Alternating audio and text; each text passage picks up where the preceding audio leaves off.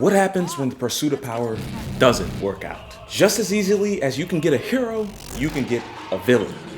Just as easily as you can get Gon Freecss, you can get the younger Toguro brother.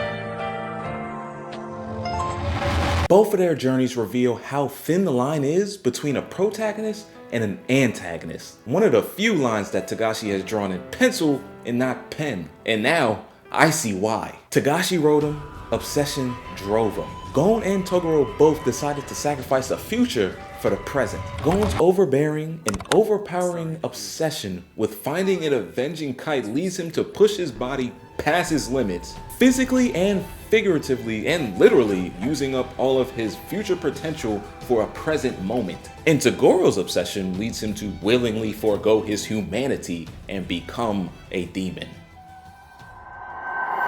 And now both of them pretty much screwed. Actually, the only reason why Gon was able to get the redemption like he did was all because of one character's ability to save him in the show's most pivotal moment. Killua ended up doing what Genkai could not. These are parallel stories if I've ever seen them. I don't know what to call this Toguro, Gon Freecss, Sensui archetype, but whatever it is, Togashi does it the best. And hopefully, I can do as good of a job explaining it. Hey, what's up y'all? It's The Bread Show, the place where we give our anime and gaming opinions while doing a little bit of animated and gaming ourselves. Now, yes, I know, due to the hiatus, I haven't actually been releasing too many Hunter x Hunter videos, even though it is my favorite anime of all time. But we back with a Hunter x Hunter video, and let me know sincerely if you want more. Just like I had an epiphany of Hunter x Hunter and Moby Dick being similar, I had another one of Toguro and Gon Freecss being very similar. And I got the science to back it up. But before we get into all of that, I can see a lot of y'all are not subscribed, so hopefully by the end of this video, I can convince y'all to hit that subscribe button. And please like the video, it helps the channel out a lot. Let's get straight into this. Like I said before, it's been a pretty long hiatus, so let me give you a summary of Gon. And then Yu Yu Hakusho was legitimately the oldest anime I think I've watched besides Dragon Ball. The most important #1 thing to remember in any Hunter x Hunter conversation you find yourself in, now and in the future, is this. Gon and Killua are children. Judge their decision-making skills through these lenses. Gon is obsessed with his dad that doesn't want nothing to do with him in the most disrespectful way possible. Gon quickly makes deep emotional attachments with strangers for trivial reasons. Gon barely has a moral compass and barely questions anyone else's moral compass, assassin or not. And lastly, because he's a child, all of his decisions are based on his emotions at that very moment. In Yu Yu Hakusho, Toguro was a human who ran a dojo. Then a demon came by and squad wiped the whole dojo. He gets so pissed off that he wins the dark tournament ran by demons purely based off of spite and wishes to become a demon himself as he proceeds to squad wipe other people's dojos. Yeah, he's the main villain, by the way. I don't know if you caught that. Some of the best villains in anime and any other media are the ones that we can sympathize with the most. Thanos, Darth Vader, Eren Yeager, anyone? And I'm not saying Gon turned into a villain, I'm not saying that. But what I am saying is that fact is very important to remember when we analyze both of these characters. We saw Gon turn from the motor of a group in an seemingly unsuspecting shonen, literally described in the show as to son to people's lives, into beating an anthropomorphic cat senseless. Even compared to the villains in his own universe. Meruem, Hisoka, Crollo, Gunner. Gon's aura alone in the Chimera Ant arc puts some of their villainy to shame. Looking at you, Gunner. I'm pretty sure that's your name. But not in his universe. He really reminds me of Toguro. Both of them sacrifice their future and human morality, quite literally in Toguro's case, for immediate, overpowered strength. There's even uncanny visual parallels between adult Gon and Toguro. Same color hair, grotesque body. I mean, man, this gotta be purposeful. It's gotta be. And believe it or not, for everybody who didn't see Yu Yu Hakusho, Toguro himself was also an innocent human at one point, but his pupils got killed and this canon event turned him into a demon. Well, actually, no, it turned him into a crash out, which eventually turned him into a demon. If you haven't watched Yu Yu Hakusho, watch it. And then watch my video about it. Especially if you like Hunter x Hunter. I mean, this is gold. But anyways, his wish from the Dark Tournament was to turn him into a demon and get the revenge that he obsessed over. And Gon effectively did the same principle to get his revenge. But the key difference between the two is that Toguro is what Gon would have became if Killua never saved him. And as a kind of look into the future by examining the past, Toguro's strength that he wanted so bad, the revenge he wanted so bad, ended up being very hollow. And that was the point of his character. He got the revenge and then realized that he just wanted to kill more and more people until someone was eventually strong enough to stop him. The revenge plot that started out heroic for Toguro ended up sending him down the completely wrong path. A not heroic path at all. So he ended up really never gaining anything from his crash dummy era. Toguro and Gon both go to emotional extremes that eventually feed into their self-destructive behaviors. The only thing is that Gon is a child, Toguro is more liable, I'd say, because he's a grown man at that point. Get yourself together.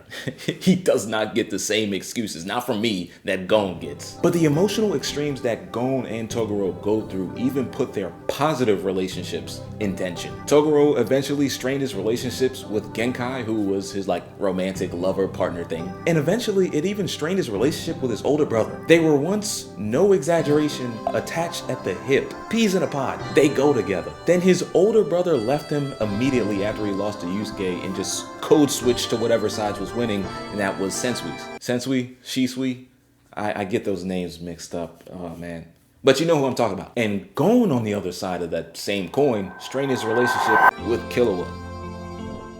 And that was literally magnified in Killua's inner dialogue that was explained to us during the whole Killua Gon Neferpitu Komogi stare down scene. Killua was convinced Gon was about to knock off a sick and innocent child, something that I couldn't see a whole bunch of other MCs doing in their universes. The key difference between the two is that Killua was able to snap Gon out of this. And in this situation, Killua is like the successful version of Genkai. Genkai, Toguro's little shorty, tried to stop him too, but she couldn't. And it only became a bigger problem as the series went on, as their lives went on, I should say.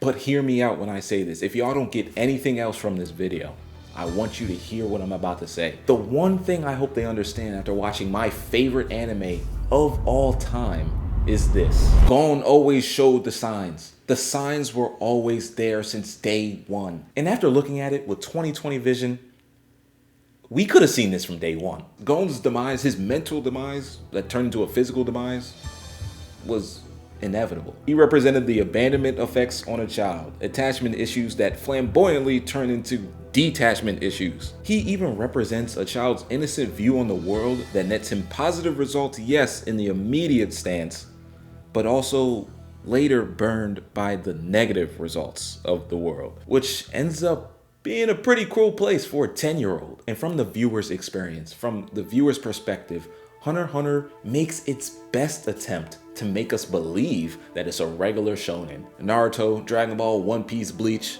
Hunter x Hunter. Then in episode 1, we find out that his dad walked out on him and doesn't want anything to do with him. Then he quickly becomes friends with two random guys who have shady motives, one of which is bloodthirsty for revenge. Then he becomes immediately soul-tied to a tortured assassin child that kills people in cold blood in front of him, and he never questions it. And then he meets Kite. And after Kite's death, which he never really fully accepts, all of those dark undertones start to reveal their ugly head. Kite's turned into a mindless puppet by an evil cat. His anger turns him into sacrificing his potential for revenge due to his grief. Sidebar, in a shonen, from the perspective of somebody who's watched a lot of shonens, pulling a move like this, sacrificing future potential with actual consequences that stick around and linger, is not often done. I mean, this gotta be unprecedented.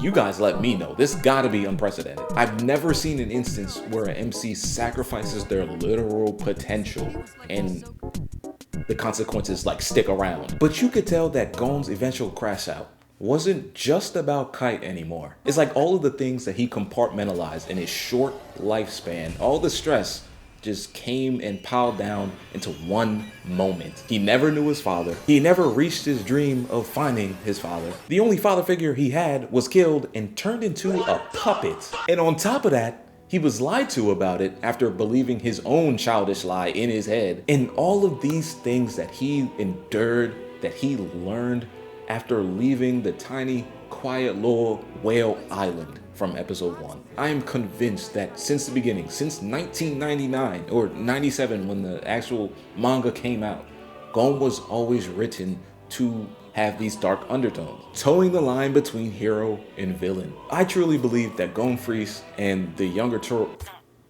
Toguro brother are two sides of the same coin. They remind us that the pursuit of strength, the pursuit of anything, the obsession with anything, if left unchecked, can lead to self-destruction. But they also show us that the difference between a hero and a villain can come down to the people who stand by us at our lowest.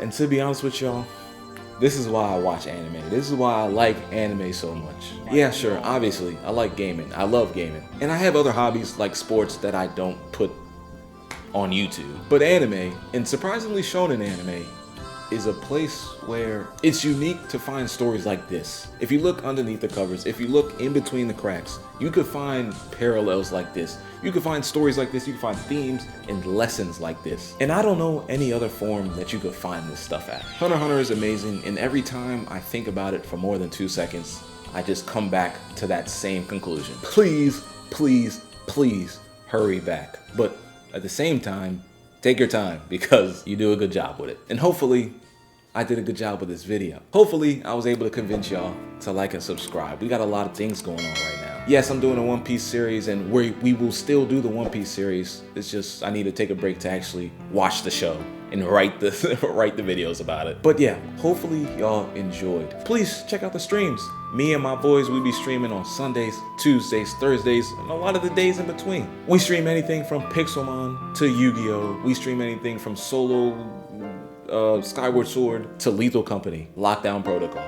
We really be doing a lot. So check us out. Please subscribe to the channel. It really means a lot. Please like the video. Spread love, give inspiration. And all you do, spread positivity, hold the door for somebody, think about somebody today, and peace out. Have a good one, y'all. Enjoy the Zelda music. Welcome to the Crash Show. Take 2.